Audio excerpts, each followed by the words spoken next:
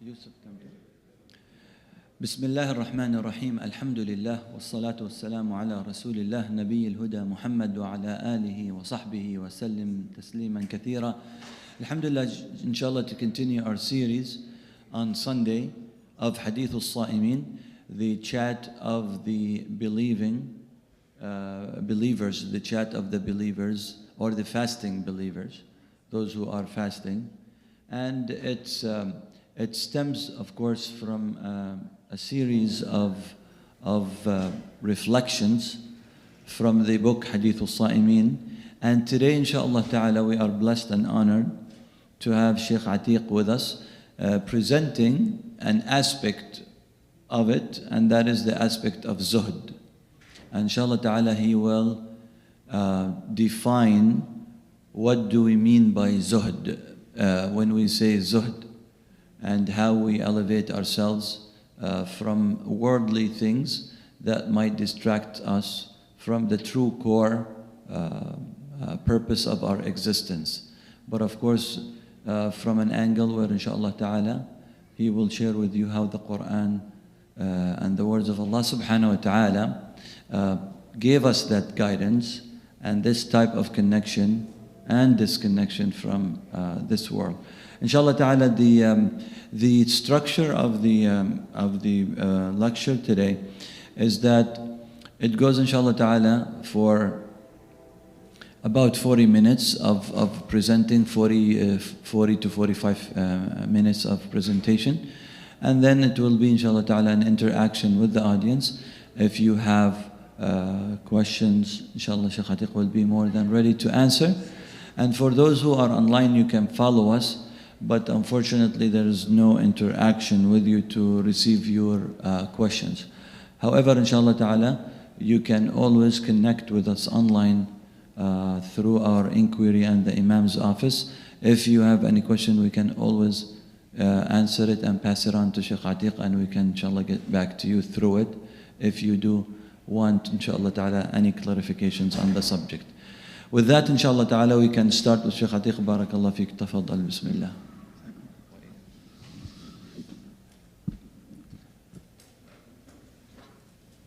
بسم الله الرحمن الرحيم الحمد لله رب العالمين اللهم صل على سيدنا محمد وعلى آل سيدنا محمد وبارك وسلم أما بعد فقد قال الله سبحانه وتعالى في كتابه المجيد بعد أن نعوذ بالله من الشيطان الرجيم وما هذه الحياة الدنيا إلا لهو ولعب وإن الدار الآخرة لهي الحيوان لو كانوا يعلمون وقال جل وعلا قد أفلح المؤمنون الذين هم في صلاتهم خاشعون والذين هم عن اللغو معرضون صدق الله العظيم. Subhanallah, I was under the impression that I had 30 minutes. Right? So my preparation, this might actually work out well, because when I prepare for 30 minutes, I usually go for 40 minutes. So this might actually be in my favor. So I don't know, we'll see how it goes, inshallah. Okay. Anyway, I also did not know that we were supposed to be following the book, Hadith al-Sa'imin. I didn't know that either. It was a very informal exchange between me and Dr. Hisham, and alhamdulillah, whatever we have, inshallah. So I actually used another book, so hopefully that's also acceptable, inshallah. It's one of the books that's written by Al-Imam Al-Ghazali rahimahullah. It's actually آخر ما صنفه. It's the last book that he authored, and it's called Minhajul Abidin. Is basically the path of the people of ibadah. How do you become an abid? And in it, he kind of summarizes a life's worth of his works. It's really interesting because he says on the path of becoming a person of ibadah, there's 7 obstacles you have to overcome. And he basically sets it up as stations.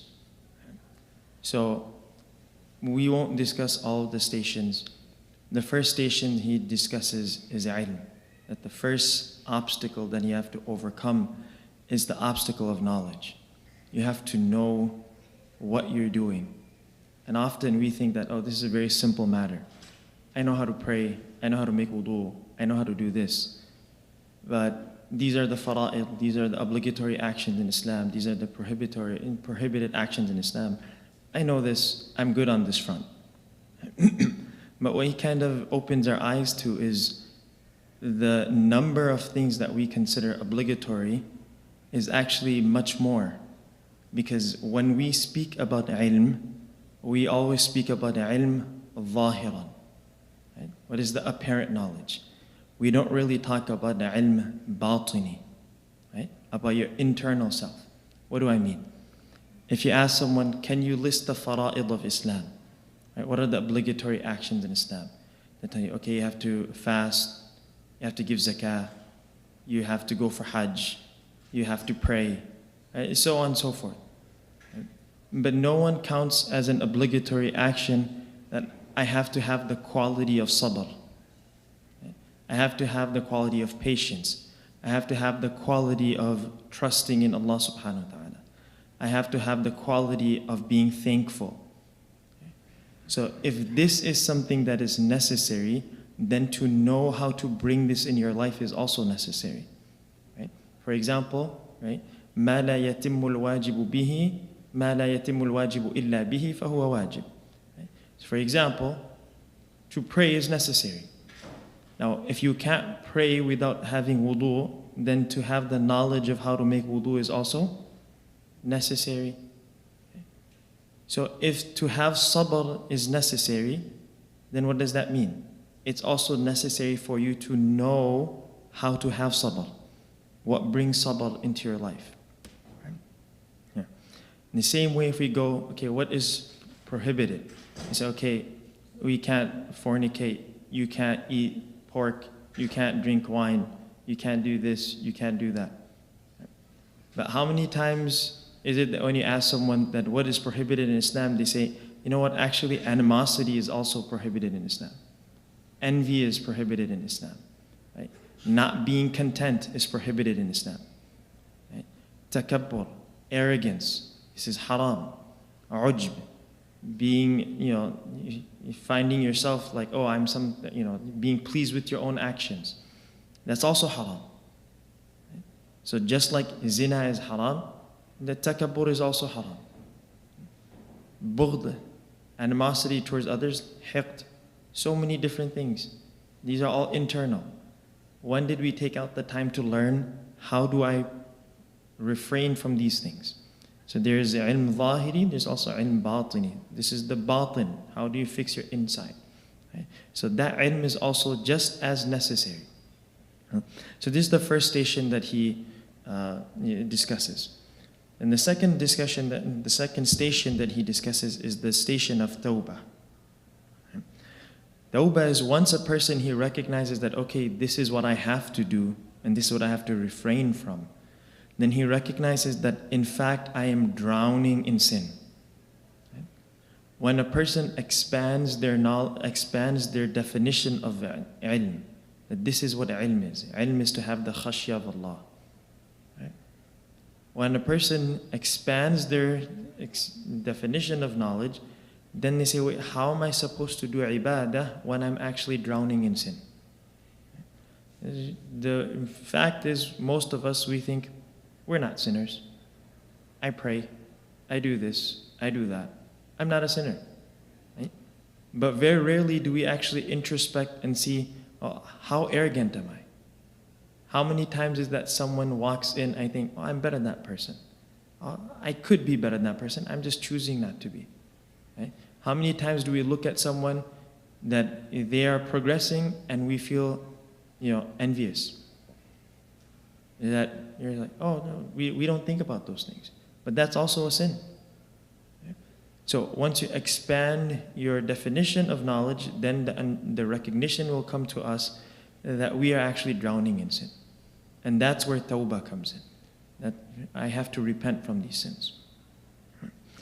Then the third station, which we're going to discuss a part of today, inshallah, is once the groundwork has been laid for ibadah, now these are the things that stop a person from ibadah. Right? They come in the way. The word he uses is al-awa'iq. Right? Aqa ya'uqu is to come as an obstacle. It prohibits you, or it comes as an obstacle, and it stops you from doing what you need to do. Right? So he identifies 4 things that come in the way of ibadah. The first one he discusses is the dunya. He says the dunya comes in the way of ibadah. So that's number 1. Number 2, people. People come in your way of ibadah. Number 3, shaitan. Number 4, nafs. We won't have the time to discuss all 4. If we have barakah in our time, perhaps we'll get through the first 2. Right? So we want to now talk about, how is it that the dunya distracts a person from ibadah. Number 1, Allah subhanahu wa ta'ala says in the Quran, وَمَا الْحَيَاةُ الدُّنْيَا إِلَّا مَتَاعُ الْغُرُورِ. Right? Repeatedly, Allah subhanahu wa ta'ala calls this dunya a deception. How does it deceive us? It deceives us from our true purpose. So it distracts us from ibadah. وَمَا خَلَقْتُ الْجِنَّ وَالْإِنسَ إِلَّا لِيَعْبُدُونَ. That we did not create jinn and man except for the worship of Allah subhanahu wa ta'ala. So if Allah subhanahu wa ta'ala is calling the dunya a deception, how is it a deception? It deceives us from our true purpose. Okay? So this is the base that he is coming from. The dunya is something that distracts you from your purpose. How does it distract us? It distracts us in 2 ways, outwardly and inwardly. Okay? Outwardly, how so? What does it mean that the dunya distracts us outwardly? If a person knows that I have my purpose on the face of this earth is to worship Allah subhanahu wa ta'ala. Now everything that he has to do other than that, then that counts as a distraction. Okay? I'll give you an example. Right? There's a person who is earning a halal sustenance. It may be a meager sustenance, but it is enough for him that he is able to fulfill his responsibilities towards Allah subhanahu wa ta'ala. Right? The exact wording of the hadith is not coming to my mind. It's something like khayrul qut. Right? The best of sustenance is that which, ma yuqimu sulbak. Right? That is enough by which you're able to stand straight. Right? And even by definition, qut is that which is enough for the day. SubhanAllah, we love to complain. And, times are bad, economy is bad, this, that. The reality is, every one of us goes to sleep when we have food in our stomachs.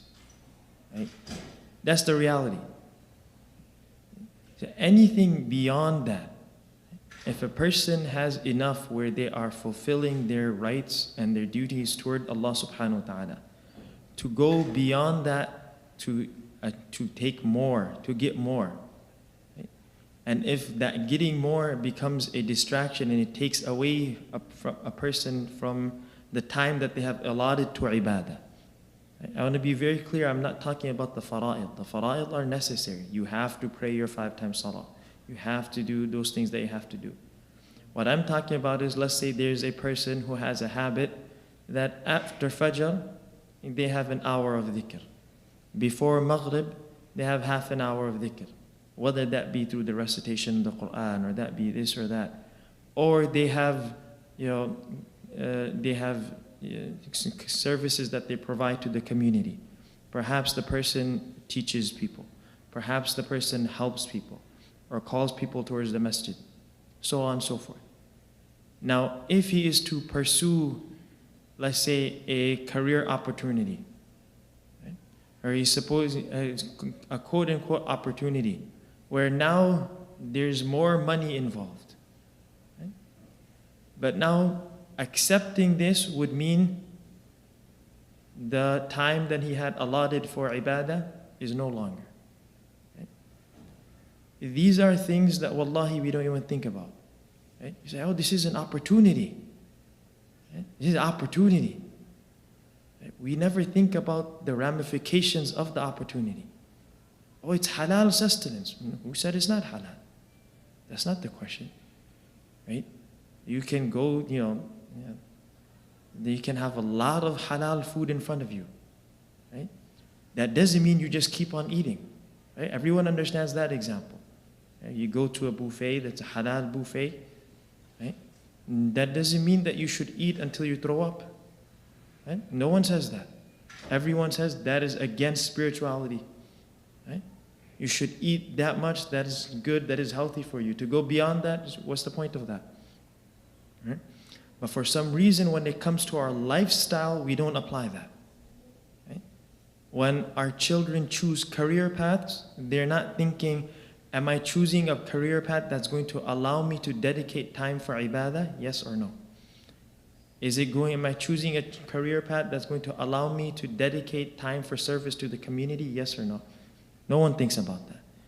And even those of us that do have careers, every time an opportunity to quote unquote step up the ladder comes, right? That thought never crosses our mind that, okay, if I do take this step, what are the ramifications of taking this step? Right? So that is outwardly. That physically it takes away your time from dedicating to ibadah. Right? The second aspect, the way the dunya distracts you, is inwardly. Right? And if you want to do a test of this, simply analyze your salah. Right? When you are praying, what thoughts come to your mind? That's the simple analysis. If you want to know, or if I want to know, what counts for me as dunya and what counts for me as akhirah, very well analyze your salah. Right? Whatever you're thinking in salah that is not Allah, that is your dunya. Right? If you're reciting Quran and you're thinking about Allahu A'lam, whatever it is, that is your dunya. Because that is distracting you.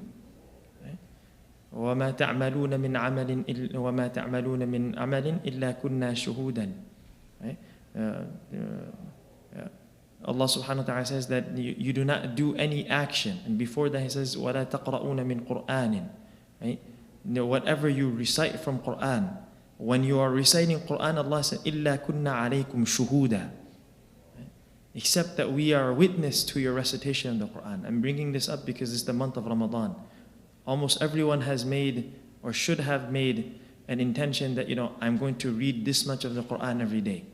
So when you sit down and you're reciting Quran, right, you are reciting and you are reading the words of Allah. Right? There should be nothing that takes you away from, having the intimacy of speaking to Allah subhanahu wa ta'ala. So whatever comes in the way of you talking to Allah subhanahu wa ta'ala, wallahi aduwwuk. It is your enemy. This is something that we have to become very serious about. That when we analyze our ibadah, what is it that is distracting me from my ibadah? Right? So the more things you have, right, the more connections that you have, the more people that you have, right, all of that, if that is coming in a way that when you're reciting, you're not able to focus, or you're praying and you're not able to focus because that's coming in your mind, right? And that is the dunya distracting you, right? So the solution to this is what we call this zuhud, right? It comes in the hadith. Imam Nawawi has it in his collection of 42. And the reason I say that is because Al-Imam Nawawi rahimahullah, when he collected his 40, he said, many before me have collected 40. But what's different about my collection is that everyone that collected 40, they collected 40 about a specific subject.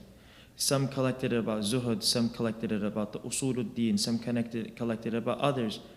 I've collected for the entire deen. I've collected 40 ahadith that represent the entire deen. Right? And in this collection of 40, right, Imam al-Nawawi rahimahullah, he brings, ازهد فيما عند الناس يحبك الناس وازهد في الدنيا يحبك الله أو كما قال عليه الصلاة والسلام. If you abstain from what people have, people will love you. It's such a simple solution. It's such a simple solution. Why does animosity occur? Because you want something what the other person has. So when you have greed for what the other person has, then the other person perceives you as an enemy. And when he sees that you don't want what he has, like, well, I have no reason to not like him. يُحِبُّكَ النَّاسِ, people will love you. How do you get the love of Allah? وَازْهَدْ فِي الدُّنْيَا. Abstain from the dunya. And we're going to talk about what abstain and what zuhud means. I was just bringing the hadith first. وَازْهَدْ فِي الدُّنْيَا يُحِبُّكَ اللَّهِ. Abstain from the dunya, Allah subhanahu wa ta'ala will love you. So there are two types of zuhud. There are two types of zuhud. One is a type of zuhud that we as human beings are capable of. We as human beings are capable of acquiring. He calls that zuhud maqdur. It is capable, we are able to do that. And there's another one that is zuhud ghayr maqdur, that we are not able to do that by ourselves. We're not able to acquire it. What does he mean by the one that cannot be acquired? He says, burudatu dunya ala qalbik. That's kind of a difficult one to translate because I can't translate it literally. If I translate it literally, it would mean the dunya being cold on your heart. Not really a good translation, right? Doesn't get the meaning across. What it means is, when in Arabic they use har. Har means like, oh, you really like this, right? It's something that you're really attracted to, right? When on the other hand, like, let me bring it closer to us. We play this game, like a guessing game. And when you get closer, like for example, I tell you, choose a number 1 to 10. And when you get closer, I'll say warm, warmer, hot, right? And when you get further away, you'll say like, oh, cooler, cold, ice, right? So zuhud is when dunya is like ice for you. They always like, whatever, it doesn't matter to you. Right? That's the part that's ghayr maqdur, right? For us to acquire on our own. Right? Because the way we've been created is we've been created with an attraction towards the dunya. Right? But what we can do, right? And the beauty of it that Imam Ghazali rahimahullah, he points out, is that when we do the zuhud that we are capable of doing, then Allah subhanahu wa ta'ala on His behalf, He gives us that zuhud that we are not capable of. Right, of acquiring on our own. So the zuhud that we are capable of acquiring has three parts. Right? The first one is, right, not pursuing what we do not have. Right? Now, please listen carefully here. The word that's used is pursuing, okay? Meaning actively engaging in it.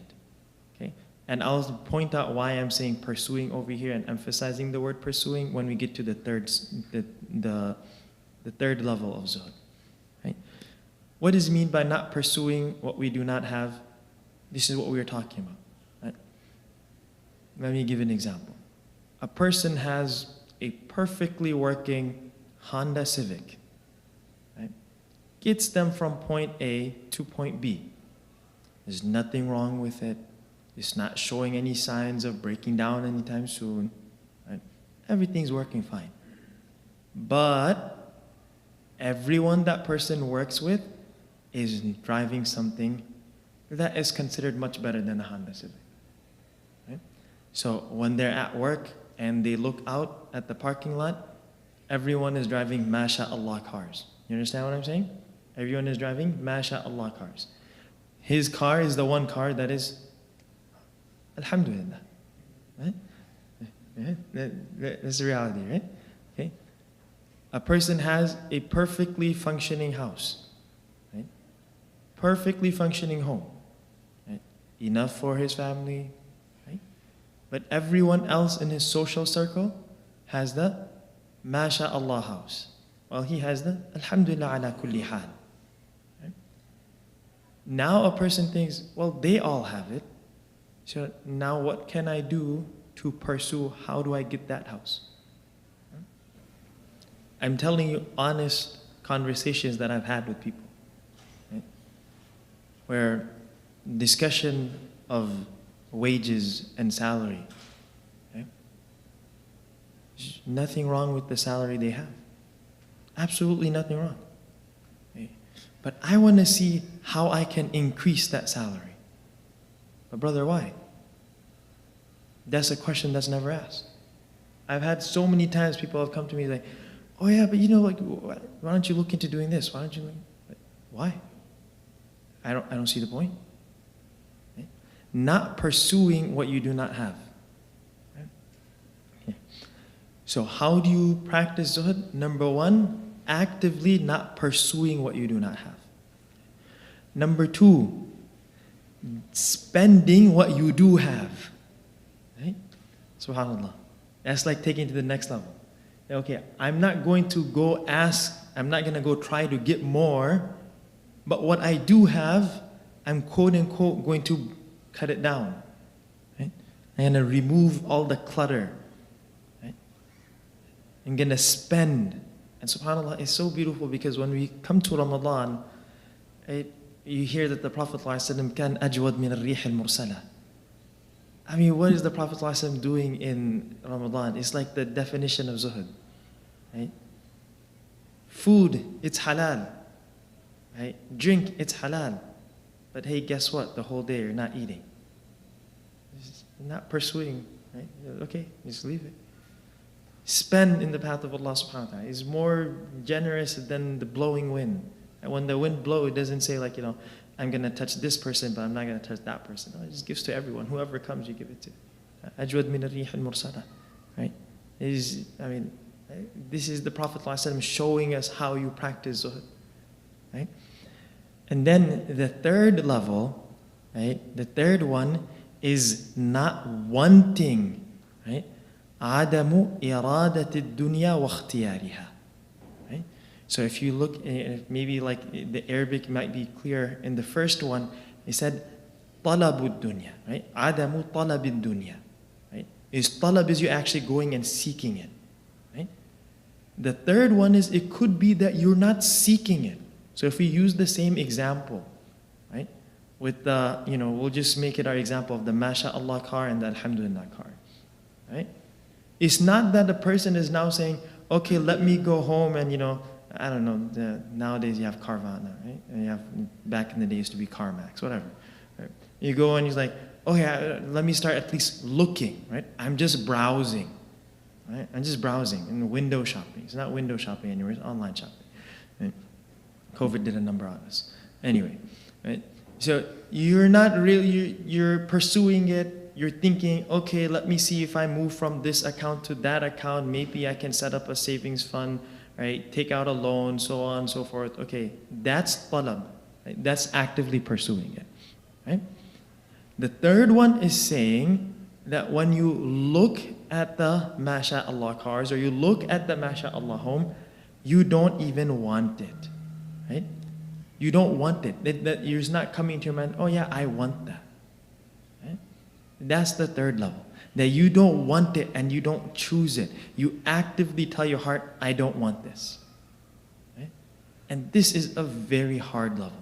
And if you look at the ayat in the Quran, is the word that's always used is yurid. من كان يريد الحياة الدنيا وزينتها من كان يريد العاجلة عجلنا له فيها ما نشاء. The word that's always used is yurid, irada. Yurid is amalul qalb, right? Irada is something, where's the irada? Irada is in your heart. Right? So it means from your heart, that's what Allah subhanahu wa ta'ala is talking. When Allah subhanahu wa ta'ala talks about those that want the dunya, the level that Allah subhanahu wa ta'ala is talking about is that one, the highest level. So how do we get that? Right? So same thing. If you, out of the fadl, this is the karam of Allah subhanahu wa ta'ala, that if you apply in your life the first two steps, Allah subhanahu wa ta'ala blesses you by giving you the third step.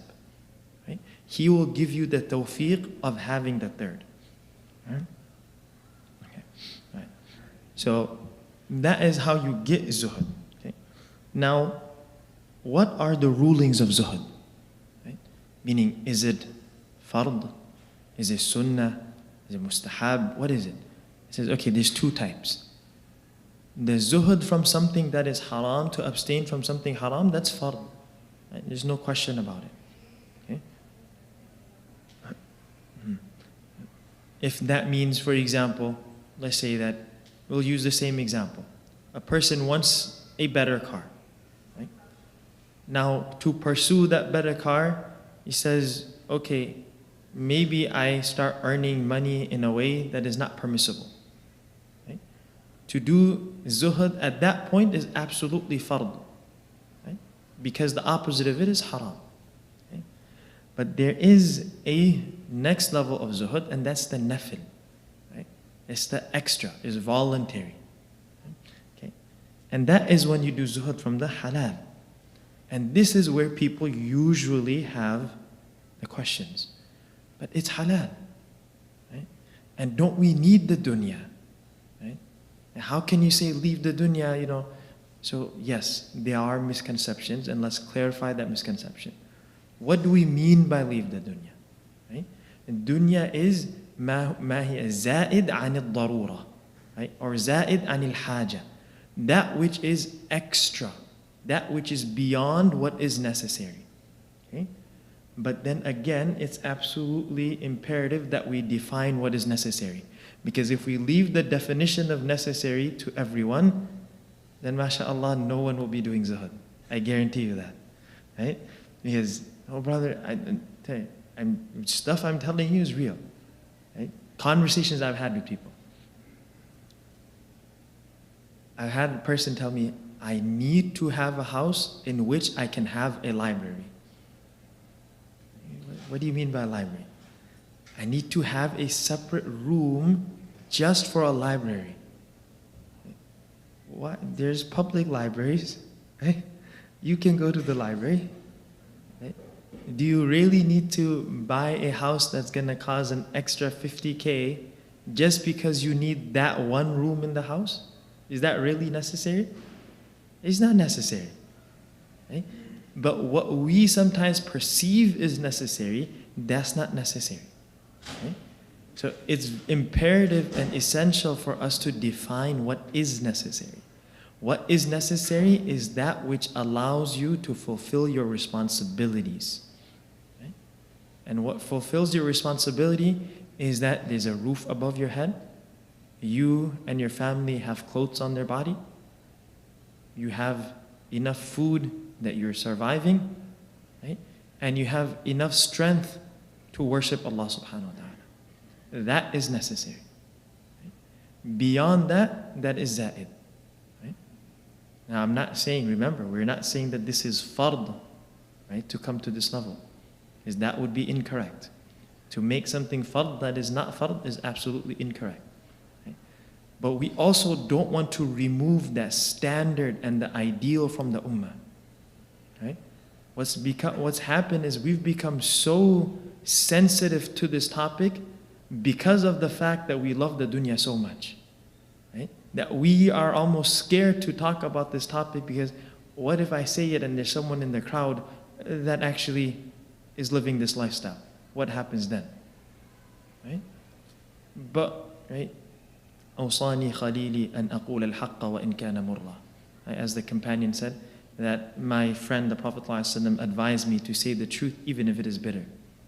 Right? So this is the definition of necessary.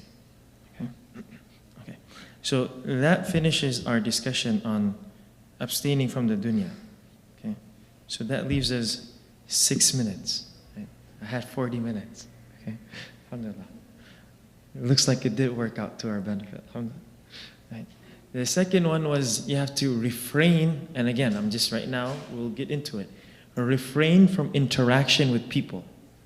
You know, that just like sparks things like, no, astaghfirullah, how can you, just hold on. Hold your horses a bit. Right? Okay. Let's understand what we're trying to say over here. Right? Okay. How is it that people distract us from ibadah? Okay.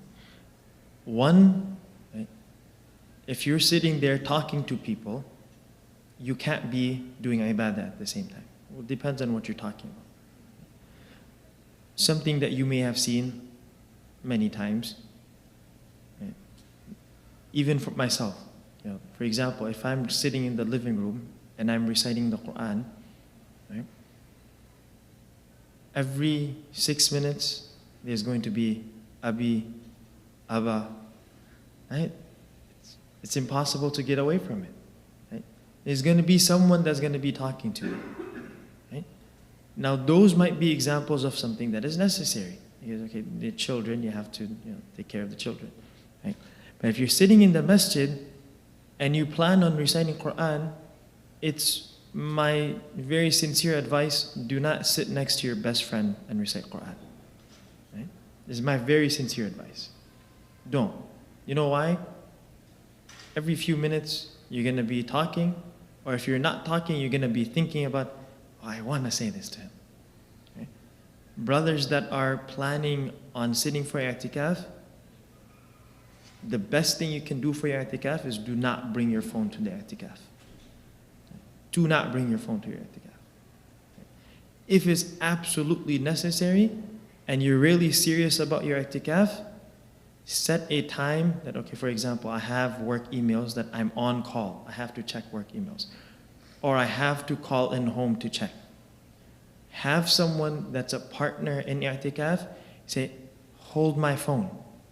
At exactly for a half-hour segment, give me my phone.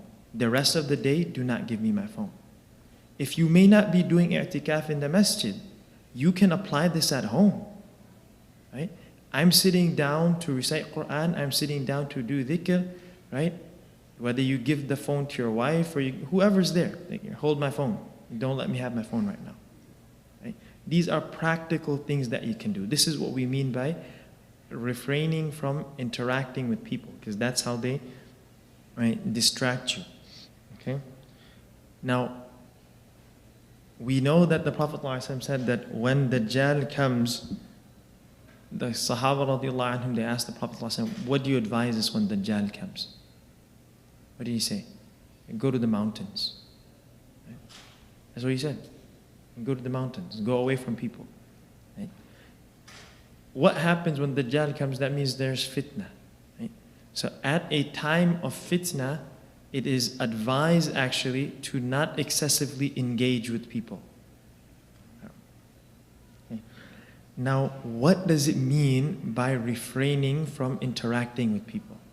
Let's first define what it does not mean. It does not include coming to the masjid to pray in jama'ah. It does not include the Jumu'ah Salah. It does not include the Eid Salah. It does not include gatherings of ilm.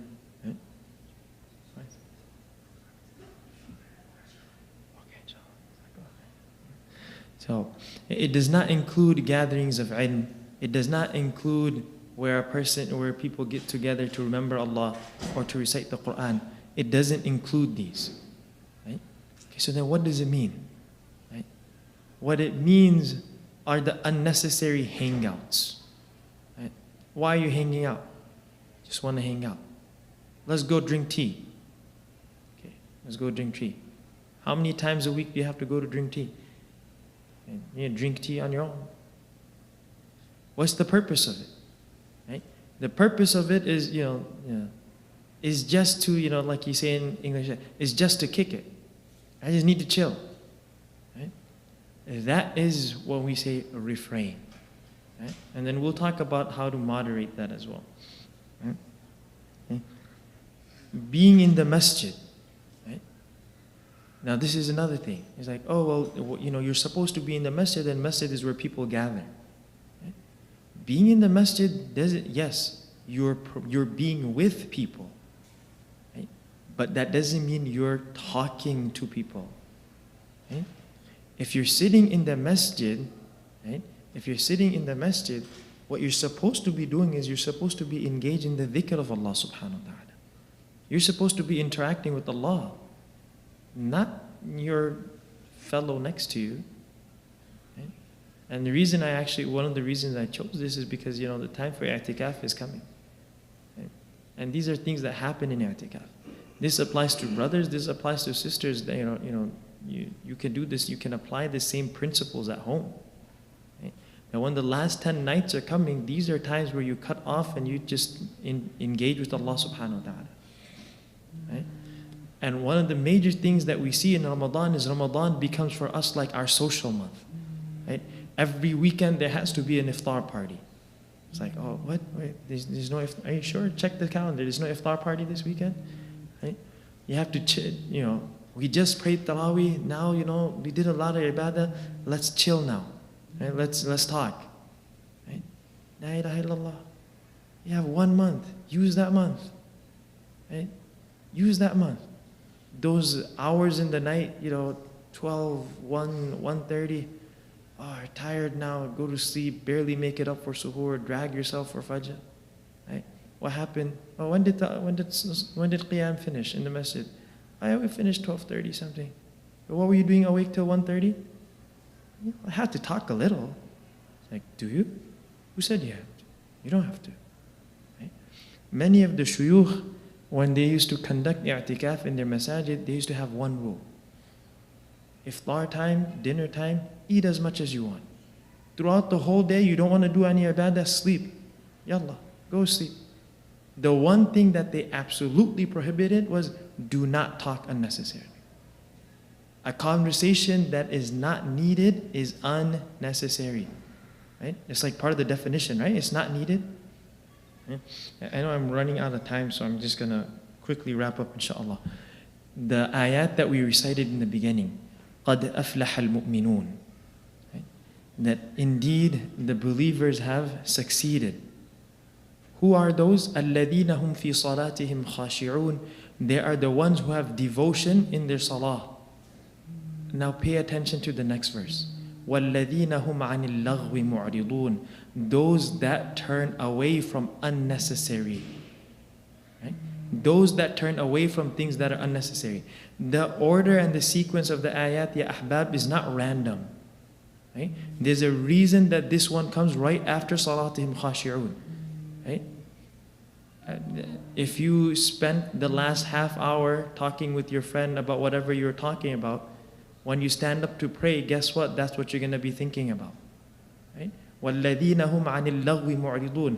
What's the solution? If you don't have to talk about it, don't talk about it. Right? It's as simple as that. Right? Okay. Now, continuing, right? So what about visitations? Right? A person has to fulfill the rights. Right? Visiting family, silatul arham.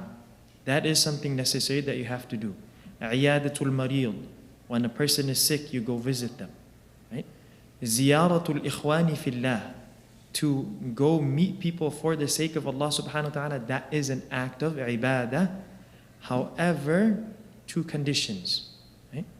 One condition is that it must not be for the sake of riyah. Right? It must not be for the sake of ostentation. And I'm going to go meet that person, and then I'm going to put on a certain face where then he's going to be like, oh wow, this person's really good. No, you're meeting them simply for the sake of Allah subhanahu wa ta'ala. Other things that are necessary, right? There must be no backbiting. There must not be any unnecessary talk. Right? So what do? How long is that visit going to be then? You go and you talk to them, say, Assalamu alaikum, how are you? Alhamdulillah. Either you talk about something good, or you're just going to sit there, you're going to look at each other for a little bit. Right? And that's okay, because that's your purpose. You went there for the sake of Allah. Right? And well, that's awkward. It's not awkward. We make it awkward. Right? Because the point is, it's not supposed to be a long, drawn out chat session. It's supposed to be, you go, you meet them. I came to meet you for the sake of Allah. Uhibbuka fillah. I love you for the sake of Allah. Okay. Assalamu alaikum wa rahmatullah. Right? That's what that interaction is supposed to look like. That interaction is so beloved to Allah subhanahu wa ta'ala that it comes in hadith that the person who meets a brother for the sake of Allah, Allah subhanahu wa ta'ala loves that person because he's meeting them for the love of Allah. Right? But that condition has to be met. There can't be any unnecessary talk, no backbiting, no slander. Right? And just take a look at our conversations. What does it end up being? Okay? Now, how do we bring this into our life? Very simple. Busy yourself in ibadah. Right? The reason this is hard on the nafs is because I just did all that, I did all that ibadah, now I want to talk to people. That's our nafs. That's what we want. So how do you change that? The more you engage in ibadah, you build your connection with Allah subhanahu wa ta'ala. When you build your connection with Allah subhanahu wa ta'ala, now you have Allah as a friend. When you can talk to Allah subhanahu wa ta'ala, the natural consequence of that is going to be, I'm not really interested in talking to anyone else. I can talk to the creator of the worlds. What do I get out of talking to other people? The more you engage in ibadah, your heart becomes indulged in ibadah. And when your heart becomes indulged in ibadah, you naturally don't incline towards talking to people.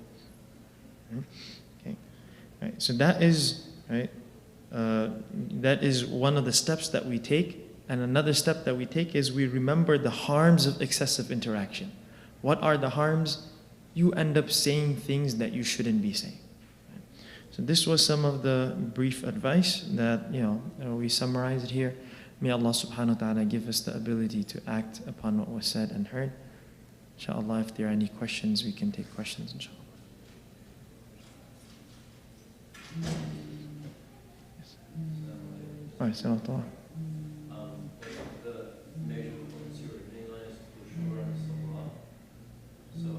a lot of friends who may not know Arabic, and they will kind of struggle with concentration with Salah. Dunya not to get into them. What are some practical tips of how one can focus on Salah? Absolutely, very good question. Right? The key to that is the idea of ihsan. Right? It's the idea of ihsan, where the Prophet ﷺ said, "An ta'bud Allah ka'annaka tarah." So, for example, right, if you were summoned to stand in front of a king, how would you stand? Right? The very fact that you're witnessing the king. Sorry, are you looking for the phone? Yeah. So the very fact that you know that you're standing in front of a king, right? If you're witnessing the king, the grandeur of the king is so much in your heart that it naturally prevents any other thought from coming into your mind. Because the only thing you're focused on is, I'm standing in front of the king. Right? So when we stand in salah, the prerequisite to that is going back to what Imam Ghazali rahimahullah said, is ilm. True ilm is knowing who is Allah. Right? So when a person recognizes who is Allah subhanahu wa ta'ala and then they stand in salah, they recognize, I'm standing in front of the King of Kings. That thought is enough for bringing khushu' into salah. Yes.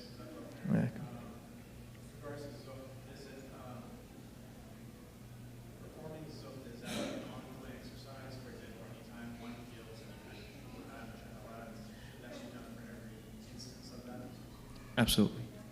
Yes. Yeah. It's ongoing. Yes.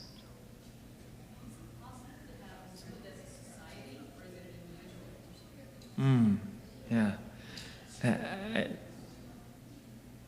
There have been historically, there have been where, you kind of have a group of people that feel kind of like, mainstream society is really going off track. So they kind of seclude themselves away from the mainstream, and they kind of make their own society. I think it's kind of based on the principles of zuhud and so on and so forth. Right? So although that communal aspect sometimes may be there, right? But that just because there may be a communal zuhud, that doesn't uplift the necessity of the individual zuhud. So I'm not sure if that made sense.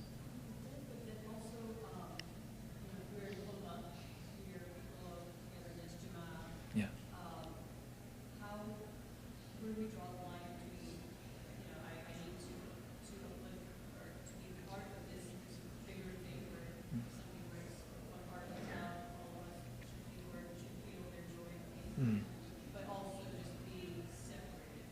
Yes. That is something that they talk about a lot, actually, right? Those are feelings that you feel in your heart, right? Okay? Like we said, going to help people. That doesn't count as in, like the interaction that you're supposed to do zuhud from. If someone is sick, you go visit them, right? If someone is in need of help, you go help them. There are occasions where the Sahaba radiallahu anhum would break their nafil i'tikaf to go and help people, right? So that's not counting as an interaction that would be outside the scope of zuhud, right? When we're talking about zuhud and refraining from people, we're not talking about leaving the jama'ah. No, you should be in the jama'ah, right? What we're talking about is those interactions that are unnecessary, right? You don't have to have a hangout session with your friends every day. You don't need one every week, right? It may be like moderate, once a month. I haven't met this brother in a while. Let me go visit him for a little bit. Right? That way, you still keep the brotherhood.